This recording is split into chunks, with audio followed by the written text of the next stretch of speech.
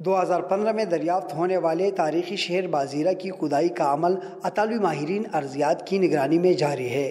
نئی کھدائی کے دوران ونڈے کے مقام پر ترک شاہی دور کا مندر دریافت ہوا۔ یہ مندر 1300 سال قدیم ہے۔ ٹاپ میں ایک ٹیمپل ہے، ہندو شاہی اور ترک شاہی مشترکہ ٹیمپل ہے، تو اچھا ٹیمپل ہے۔ تقریباً 80 فٹ میں لمبائی ہے، تقریباً 60 فٹ میں چوڑائی ہے، تو چننے کا پلستر ہے، تو بہت زیادہ پیلر ہے۔ قدیم شہر کی کھدائی کے کام میں مقامی افراد کے ساتھ شعبہ تاریخ اور ارضیات کے طلبہ بھی حصہ لے رہے ہیں۔ یہاں راستہ نہیں ہے، بہت خطرناک راستہ ہے، ہمیں حکومت سے درخواست ہے کہ وہ ایک نیا روڈ بنائے۔ دریافت ہونے والے مندر سے قیمتی نوادرات بھی ملے ہیں۔